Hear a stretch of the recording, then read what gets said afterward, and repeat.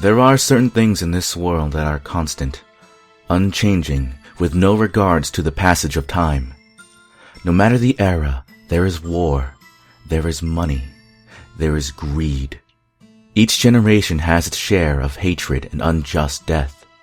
There will always be crime and tragedy. These constants are things that are known, and, to some extent, understood. But there is something else that I know to be true.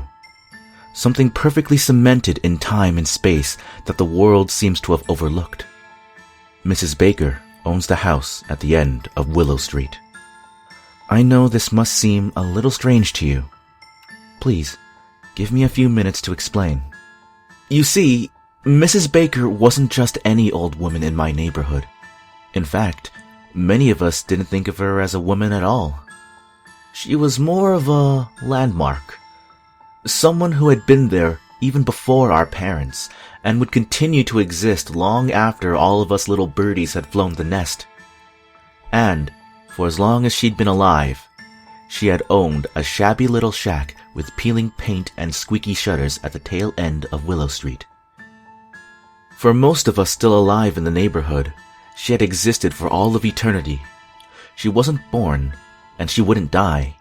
She just was. Of course, logic tells us that even Mrs. Baker came from somewhere.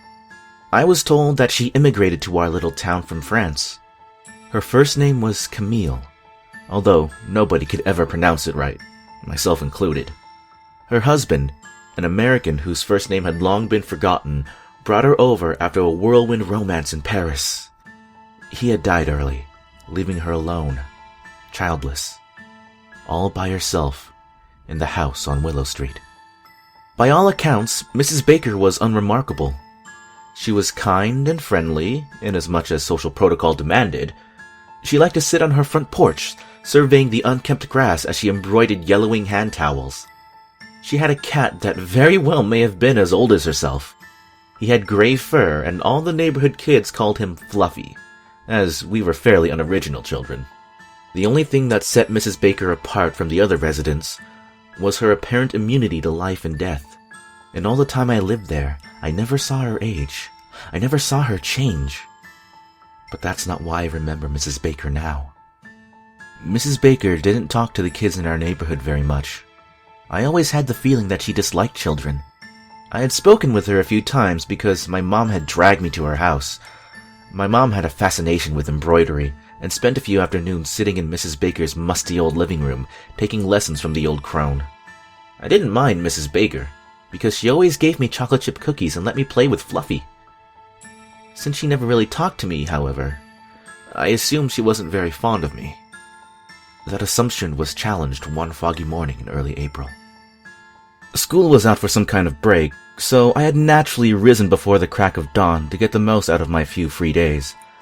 I'd driven my mom insane in a matter of minutes, and she'd sent me to play outside before she was forced to slaughter me where I stood. Her words, not mine.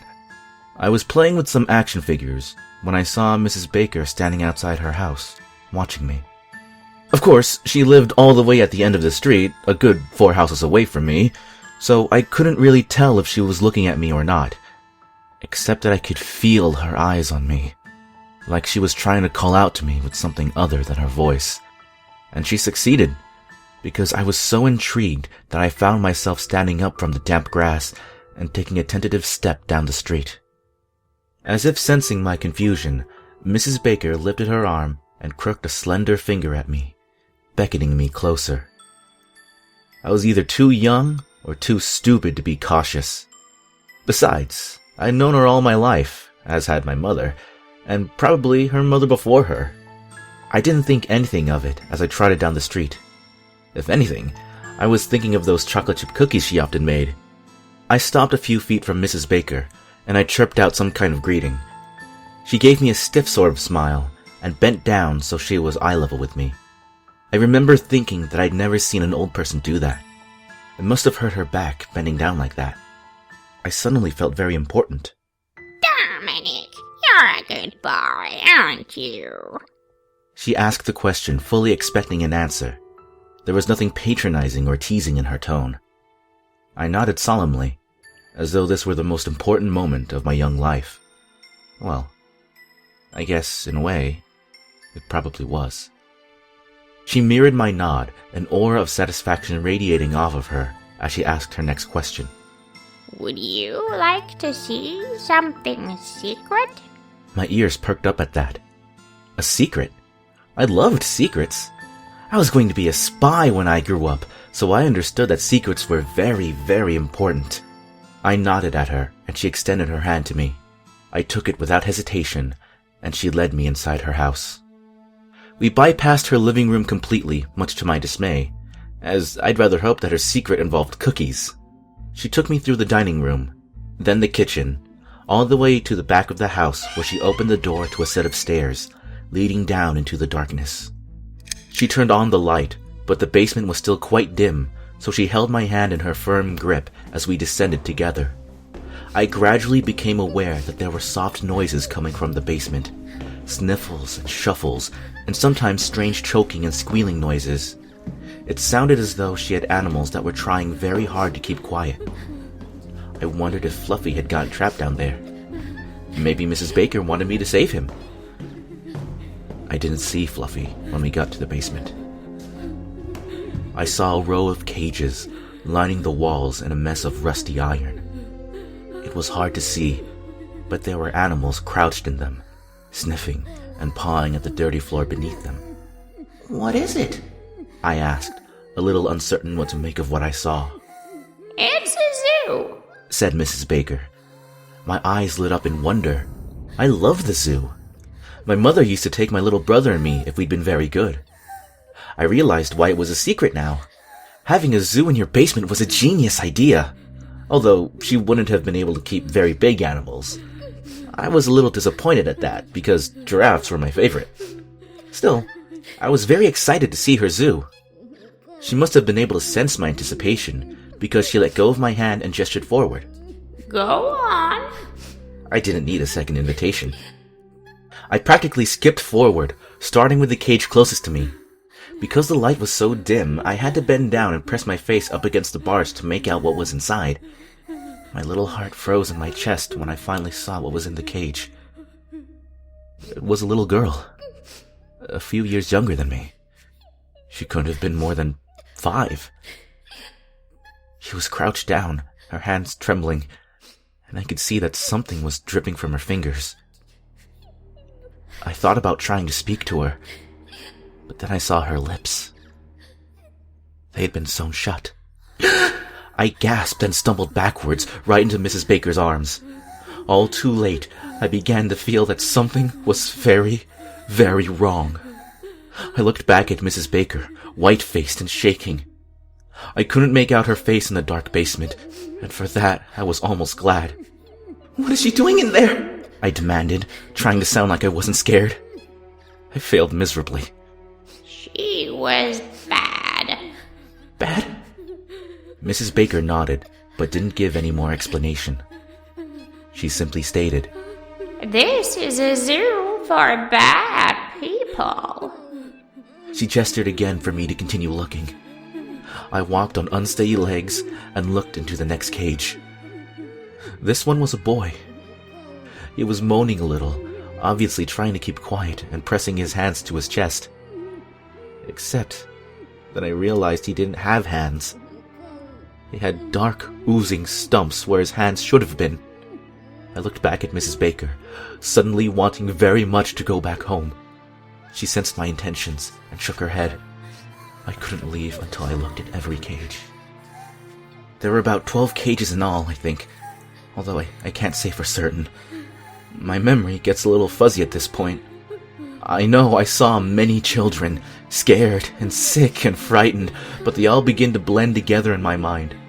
Rather than seeing a whole person, I see bits and pieces. I see missing fingers, eyes sewn shut, teeth wrenched out. Everything is a mass of mutilation. I don't even really remember making it to the last cage, nor do I remember walking up the stairs. The next image in my mind is of Mrs. Baker's living room, sitting in her overstuffed armchair, drinking a cup of tea and eating some warm cookies just out of the oven. Do you know why? say I have a zoo for bad people, Dominic? Mrs. Baker's voice is so clear to me, even all these years later. I shook my head, feeling numb and confused inside. Bad people don't deserve to live in this world, she answered, her voice taking on a strength, a conviction that I had never possessed before. They need to be locked up for everyone's sake. Do you understand? I nodded. I didn't know what else to do. She seemed satisfied with that. Once I'd finished my cookies, she patted me on the head and led me to the front door. I had just stepped out of that suffocating house, the skies cleared of fog and the sun beginning to warm the tips of the grass, when I felt her bony hand squeezing into my shoulder again. My heart skipped a beat. I turned back to look at her. In all my life, no matter how many times I am reincarnated, I am sure I will never forget that look of pure menace on her face as she said, "Good boys don't tell secrets. You're still a good boy, aren't you, Dominic?" My head bobbed violently. Her grip loosened just a little, and I bounded away, racing on lithe feet back to the comfort of my own home. I never told anybody what I saw in Mrs. Baker's house. Now that I am older, I often ask myself why I didn't tell my mother. Sometimes, I think it's that I didn't know what to do, didn't believe what I'd seen, had no way of explaining the horrors inside that basement. Other times, I tell myself that I dreamed it all up. There was no way Mrs. Baker would have done something like that. These are lies. There is only one truth. I was too scared of Mrs. Baker finding out that I was a bad boy. I was afraid of the zoo. All of these years, I remained silent, choosing to forget the one dark moment of my childhood. I thought it would be enough until my mother called me yesterday and told me Mrs. Baker just passed away. Everything seemed to freeze in time as the memory of that day rushed upon me full force. I waited for my mother to tell me they'd found the secret waiting in the basement, but she didn't. Instead, she said, she didn't have much money left, but it's the funniest thing. She left it all to you in her will. Do you have any idea why? No, I didn't. But that didn't stop my stomach from rolling and heaving its contents all over my kitchen floor. To this day, I don't know what Mrs. Baker saw in me, or why she called out to me, told me her secret. I don't know why she gave me the money. Worst of all, I don't know what happened to those children, where she hid their bodies, or if any of them survived. There was one more constant now in my life. Every night, until I die, I will dream of the house at the end of Willow Street and its zoo for bad people. Only this time, I'll dream it from inside the cages.